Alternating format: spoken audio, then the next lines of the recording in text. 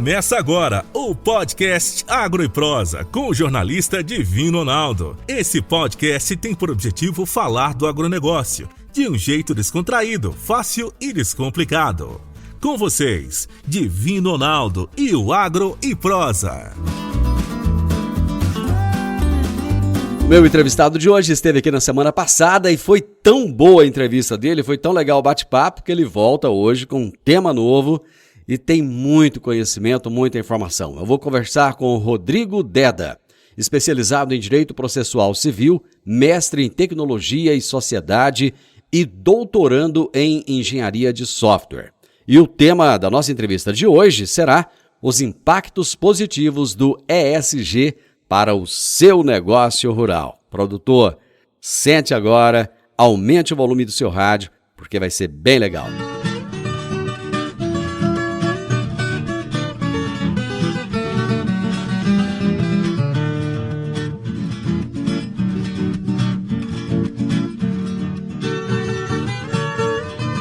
Rodrigo Deda, prazer ter você aqui de novo. Eu que agradeço, muito obrigado. Então, cara, nós vamos falar de um tema hoje tão atual, um tema que está todo mundo tentando entender o que é isso, porque é algo muito novo. Vamos falar do tal do ESG. Eu já trouxe aqui umas 3 pessoas para falar desse ESG, tentar explicar um pouco, e eu acho que hoje você vai trazer uma nova visão desse ESG para nós. O ESG, para quem não sabe, é a sigla em inglês para meio ambiente, o social e a governança. Nós vamos tentar destrinchar essa sigla aqui hoje para que o produtor rural possa entender como que ele vai ver isso na prática do seu negócio rural. Ô Rodrigo, numa conversa em off com você citou uma expressão que eu gostei e quero entender um pouco mais e tenho certeza que o meu público vai gostar de entender também. Você falou da nova economia. O que é essa nova economia? Legal, Divino. Bom, obrigado aí ouvintes que estão nos ouvindo também, né? Acho que sempre é importante que a nossa voz seja sempre ouvida, Divino, a sua e a minha, né? E de todos nós. Bom, o que eu acho que é importante dizer aqui com relação à nova economia é que ela está muito vinculada a novos mercados, né? Mercados que têm tecnologia, principalmente tecnologia de informação conectada muito forte ao negócio, e também a práticas que estão mudando o mercado. E o ESG, né, ou seja, as questões ambientais, sociais, de governança, estão muito intrincadas nisso, né? E até porque, né, Divino, a gente sabe que muitas vezes parece uma moda, né, mas no caso do ESG já veio para ficar, sabe? Faz 3 anos, mais ou menos, que era previsto que isso acontecesse, e de repente sai do campo só do investimento, né, que tinha um investimento ESG, e começam as práticas a se espraiar para todas toda a economia, né? Assim como a tecnologia também a gente sabe que o digital tem crescido em toda a economia, inclusive no campo, né? O mesmo tem acontecido com o ESG, né? A gente está vivenciando uma economia que tem mudado. A nova economia ela tem a característica de empresas que estão dentro desse conceito, são empresas que têm uma visão muito de mudar o mercado, né? E entendo que o Brasil aí tem um grande potencial nisso, principalmente no agro, até por conta da magnitude, né, da importância do setor. Então, a nova economia também abrange o agronegócio, né? Pois é, você até usou outra palavra agora que isso estava na minha mente, modismo. Não tem surgido muito modismo, não, o Rodrigo?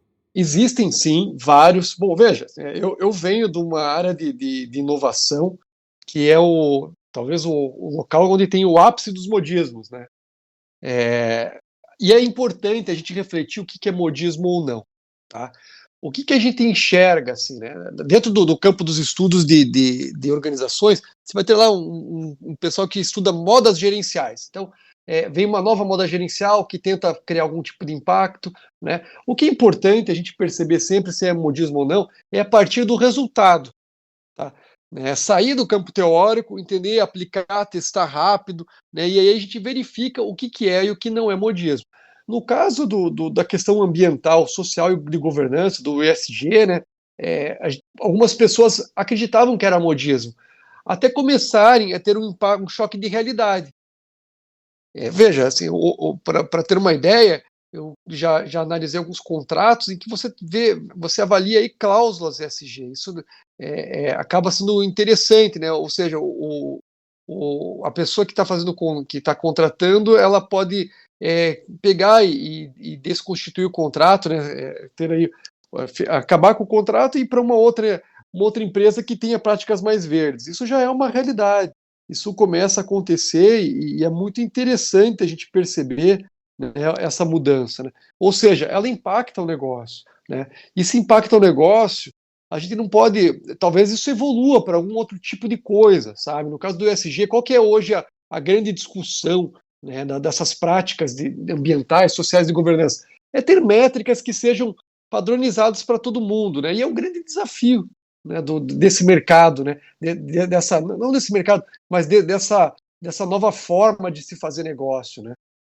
Se nós pegarmos os grandes produtores de alimentos do mundo, vamos pegar os nossos concorrentes, né? Estados Unidos, Argentina, e tantos outros aí. E nós formos comparar com o Brasil, a agricultura e a pecuária brasileira não seriam as mais verdes do mundo? Olha, eu acho difícil eu conseguir dizer isso. Eu teria que dar uma estudada nos outros mercados, né? O que eu vejo no nosso mercado que é legal, Divino? Tem uma série de selos de qualidade, né, que são padrões globais, porque o Brasil exporta muito, e que o agronegócio já cumpre, né?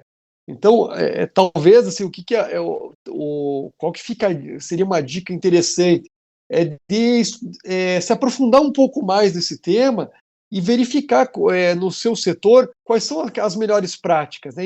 E assim, a gente sabe sim que grande parte do agro brasileiro está nessas melhores práticas, e daí tentar sempre, eu acho que é importante a gente sempre se desafiar, né? Como que eu posso melhorar? Como que eu posso tornar o meu negócio ainda mais sustentável, né?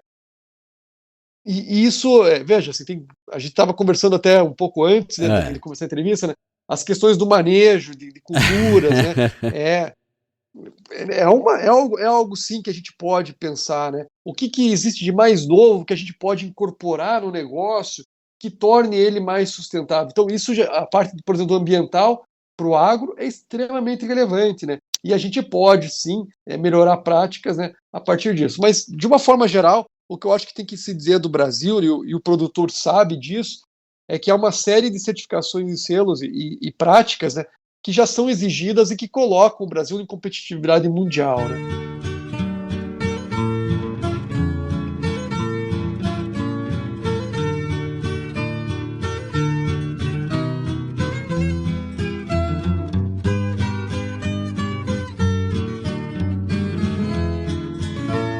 Rodrigo, o Brasil tem alimentado uma boa parte do mundo. O agronegócio brasileiro, ele tem crescido e se especializado muito rapidamente. E como eu estou numa região agrícola e pecuária também, eu observo isso e eu vejo essas mudanças. O produtor rural, hoje ele está preocupado em ser altamente sustentável, até porque se não for, ele não consegue ficar na atividade. Uma atividade hoje, vamos falar da agricultura, é uma atividade para poucos. Para pessoas muito especializadas, pessoas que têm um alto índice de eficiência. E a pecuária está partindo para o mesmo caminho, apesar de ainda ter muita gente que vem lá com conceitos do passado e tal, mas tem mudado bastante. Por exemplo, hoje é impossível estar na agricultura sem fazer uma preservação de solo, né? É impossível estar na agricultura sem se preservar lá, ter no mínimo 20% de reserva legal. É impossível estar na agricultura sem utilizar produtos que são certificados e tal. Enfim, o Brasil, conforme você vinha dizendo aí atrás, ele na parte do meio ambiente tem uma série de certificações e tal. Mesmo assim, o Brasil é muito exigido. Muita gente não sabe que os produtores rurais, eles têm casas para os seus funcionários, colaboradores nas fazendas, que são muito melhores do que essas pessoas morariam nas cidades, com internet, com energia, com água encanada, com tudo aquilo que você precisa para ter uma vida digna, né? E com salários muitas vezes maiores do que os salários na cidade. Aí entra a questão social. E a governança hoje, o gerenciamento dos negócios na área rural, eles exigem talvez mais do que na cidade até, porque você trabalha com volume, né? Você ganha no volume. Então, se você não tiver uma gestão muito eficaz, muito eficiente, você sai da atividade. Como é que a gente pode mostrar isso melhor para o mundo, hein? Bom, vamos lá. Realmente, as práticas, né, de ESG, elas são muito relevantes para o agro, como a gente vinha dizendo, a questão do manejo do solo, né? Para você ter uma ideia, Divino, a gente tem um relatório do Fórum Econômico Mundial muito interessante, que ele traz aí uma série de métricas para a questão ESG, e uma delas, quando ele vai falar do planeta, da questão do equilíbrio, é a questão da poluição da água, né? E daí é interessante porque, assim, algo que é importante para o agro, né, a questão dos fertilizantes, eles comentam que, né, inclusive nesse relatório, que o excesso de nutrientes, né, usado na agricultura pode poluir a água. Então, realmente, quando a gente fala em o cultivo do solo, tem essa questão importante e sei e conheço, né, que muitos grandes produtores rurais e de médio porte, e eventualmente também de pequeno porte, têm esse cuidado, né, já desde o início, né. No caso da agricultura brasileira, o que eu acho que é importante a gente pensar, além, né, se você já está certificado ou consegue ter um mercado global, né, com mais facilidade, é importante pensar nos aspectos de governança, a questão da transparência. Isso pode ajudar muito na questão da divulgação daquilo que já é feito, sabe, dentro do que você está me perguntando. Porque o que a gente também precisa trabalhar dessa forma. Qual que é uma forma que a gente pode fazer isso, ter essa transparência? É criar relatórios, né, anuais do que nós estamos fazendo, né? Isso é relevante porque a gente consegue ter uma dimensão, inclusive, do que a gente pode melhorar, porque pode ter certeza que cada vez mais, né, em nível global, serão exigidas práticas ambientais, sociais e de governança, né? E uma coisa que é interessante, que eu acho que é muito interessante com relação a essa nova forma de fazer negócio, é a ideia de que a gente tem que ter uma prática, né, de gestão junto aos nossos fornecedores de serviço. Então, não basta eu estar numa conformidade que muitas vezes nem é meramente legal, né? Transcende muito a questão legal, são práticas realmente, pensando assim, de mercado mesmo, práticas de como que né, de necessidades globais mesmo. A gente vê muito agora a questão da gestão da cadeia de fornecimento, ou seja, os meus fornecedores, né, toda a cadeia tem que estar em conformidade, né, e isso, esse rastreio vai ser cada vez mais comum, certo? Muitas grandes empresas, tá, agora um pouquinho fora do agro, mas acredito que isso venha acontecer com o agro também, acabam colocando em seus contratos que toda a cadeia de fornecimento precisa estar em conformidade com determinados parâmetros daí. Por exemplo, no caso da proteção de dados, todo mundo tem que ter uma governança de dados muito robusta, por exemplo, né? Mas isso também vai para dentro da cadeia de fornecimento questões como não ter trabalho escravo ou análogo à escravidão, não ter trabalho infantil, né? Esse tipo de questão, ela cada vez mais entra no contrato, não só naquilo que a gente faz, mas também naquelas pessoas que estão, naquelas outras empresas que a gente está conectado e que são essenciais para que o nosso negócio dê certo, né? Bom, com a guerra, nós vimos que muitas empresas acabaram entrando na guerra. Empresas muito grandes, deixa eu pegar o exemplo aqui da Apple, empresas de petróleo que decidiram entrar na guerra de que forma? Elas fazendo restrições à Rússia, né? Não só governos trazendo essas restrições, mas empresas que poderiam ficar de fora disso, porque elas entenderam que elas podem ganhar com isso. Mas o agronegócio, sem querer, foi enfiado nesse negócio da guerra. Por que enfiaram o agronegócio nisso? Bom, primeiro que o agronegócio brasileiro é relevante em nível mundial, né? Então a gente não pode esquecer do impacto que ele tem em nível mundial.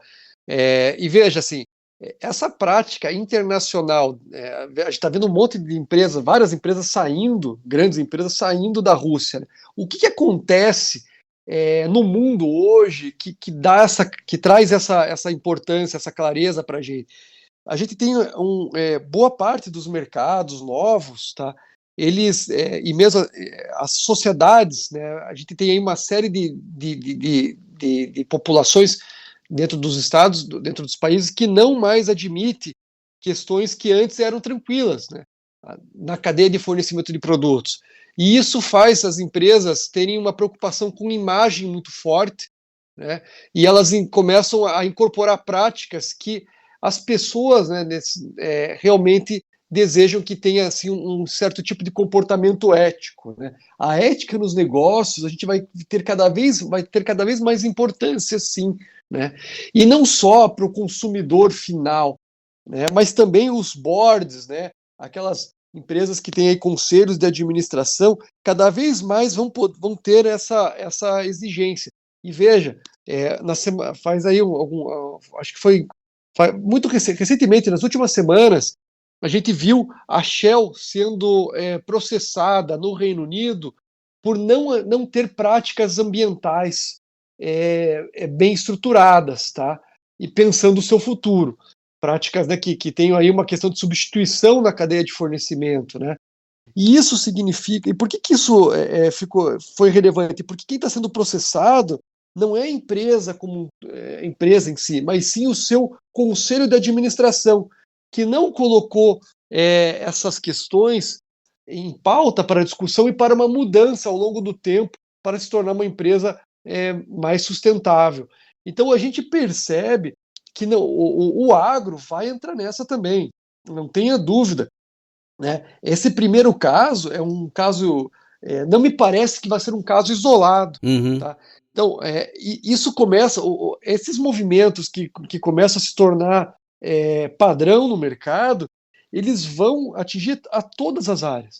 Então, o agro ele foi enfiado agora, até pela sua relevância, mas pode ter certeza que ao longo do tempo vai ser mais exigido, né? E tem uma coisa, Divino, que eu tenho percebido que é interessante. Essas mudanças de início, elas nos incomodam, sabe? Por quê? Porque você vai ter que aprender coisas que você não estava na sua previsão, você vai ter que gastar um dinheiro no início, né? Mas ao longo do tempo tem se mostrado que elas trazem efeitos colaterais muito positivos, né? Veja, assim, mesmo a gente comentava, você comentou aqui nas questões tipo, das casas no campo terem um alto padrão, né, para os funcionários. Isso é verdade, isso realmente impacta positivamente no negócio, porque você vai ter uma pessoa trabalhando contigo mais saudável, mais feliz, né, com bem-estar, né, e que isso vai refletir na sua produtividade, né? Antigamente não se pensava assim, né? E é interessante a gente verificar como que o mercado vem evoluindo de uma forma que as práticas sustentáveis elas começam a realmente ter um impacto positivo. E o produtor, quando vê que isso é bom, né, acaba incorporando com mais tranquilidade também. Mas sim, o agro vai ser impactado e vai continuar sendo impactado em nível mundial, né? Agro e Prosa, falando do agronegócio de um jeito descontraído, fácil e descomplicado.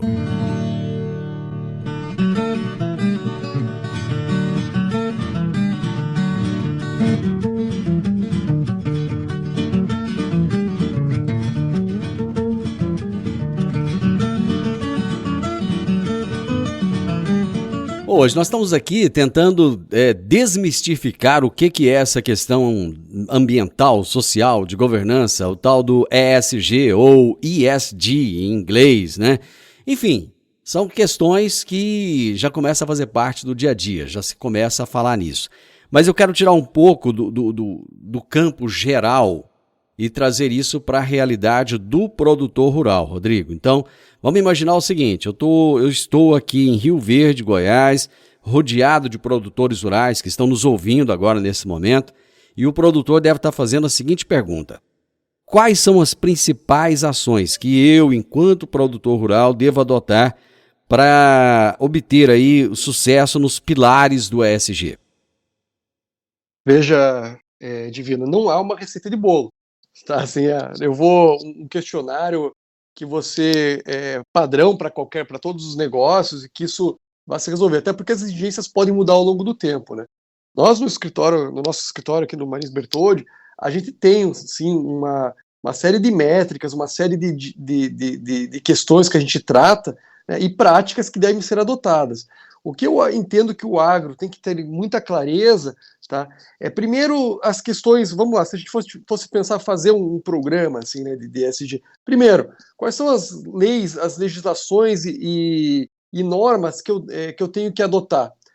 Quais são as questões de mercado global que são relevantes para o meu negócio? Quais são as questões que hoje, por uma questão de práticas ESG de mercado, têm se tornado relevante e que outros setores têm adotado? E a partir daí começar a pensar, né, a sua realidade. Né? Mas veja, vamos pensar um pouquinho aqui, com relação às questões ambientais. Né? Ter políticas e práticas de gestão ambiental é muito relevante. Né? Avaliar os impactos ecológicos é relevante. Como é que eu faço o gerenciamento de energia, gestão de água e de efluentes líquidos, gestão de resíduos comuns, né? Como é que eu pego e faço eu tenho uma cadeia de economia circular? Como que eu trato a qualidade do ar, né? Quais são as ações sustentáveis que eu tenho e como que eu tenho avaliado a sustentabilidade do modelo de negócio? Isso só para falar do ambiental, né? Agora vamos pensar um pouquinho, se a gente fosse pensar na questão social, né? Como que são as condições de trabalho, as práticas trabalhistas, né?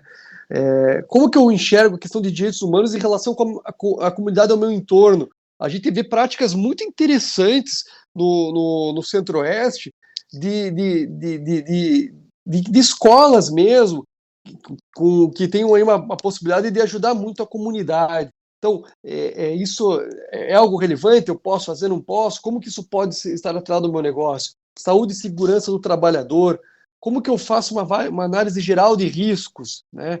Como que eu tenho aí um engajamento de diversidade e inclusão, né? Eu tenho uma possibilidade de acessibilidade dentro da minha organização, né? E as questões aí de fundamentos também de gestão de sustentabilidade empresarial que dizem parte ao social, né? Eu penso no bem-estar do meu cliente, isso é uma coisa que impacta o agro, né? Como que eu posso pensar isso dentro da qualidade do meu produto, né? E daí com governança, né, que é algo super importante também, pensar um pouquinho na questão de ética nos negócios, qualidade e segurança do produto, a gestão da cadeia de fornecimento, né, que a gente falava agora há pouco, tá todo mundo com quem eu tenho necessidade de ter uma relação comercial, todo mundo está, né, dentro da cadeia de fornecimento em conformidade, eu consigo trabalhar isso de uma maneira clara, né, transparência, né, e aí a gestão, né, do ambiente legal e regulatório extremamente importante para a gente também. Né? Então, como você vê, a gente tem uma série de fatores que a gente precisa pensar. E eu entendo também que existem documentos globais muito importantes, sabe? Um deles é realmente aí um relatório de métricas para partes interessadas do Fórum Econômico Mundial, o Pacto Global da ONU, que é talvez assim o mais relevante em termos de abrangência e de capilaridade. Hoje muitas organizações do Brasil elas se comprometem com o Pacto Global da ONU. Né? Por exemplo, a OAB do Paraná está comprometida, né? Você tem aí muitas organizações que trabalham esses pilares. Né? E a gente, quando vai fazer uma atividade, né, de consultoria ESG, a gente primeiro sempre faz um diagnóstico do negócio, com base em métricas, muitas delas eu já comentei aqui, mas outras também existem, né?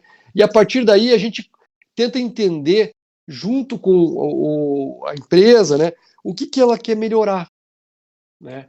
E para onde que ela quer ir, né? O que é importante para ela e que ela pode ter aí uma exigência não só legal, mas uma exigência de mercado que vai tornar ela mais competitiva, que vai tornar ela assim também mais saudável e com uma imagem, né? Porque justamente as práticas são boas, são práticas sociais e de governança e de ambientais, que vai tornar ela uma empresa aí mais simpática e querida do mercado também, né? Que isso também é relevante, a imagem também é relevante hoje em dia, né? Ô Rodrigo, o pessoal que está nos ouvindo agora, caso alguém queira entender um pouco mais do ESG, queira obter mais informações, como é que eles podem te encontrar? Bom, pode me mandar um e-mail, né, no rdg@marinsbertoldi.com.br. A gente está sempre aqui à disposição para trocar ideia, conversar mais, sim. Você está nas redes sociais também? Sim, como Rodrigo Deda. Né? Vocês me encontram. Bom, o meu nome tem uma peculiaridade, né? É RHO Drigo Deda Gomes, né? Deram uma caprichada a mais no Rodrigo. Exato. Mas daí vocês me encontram como Rodrigo Deda. Eu sou muito conhecido aqui no Paraná como Deda mesmo.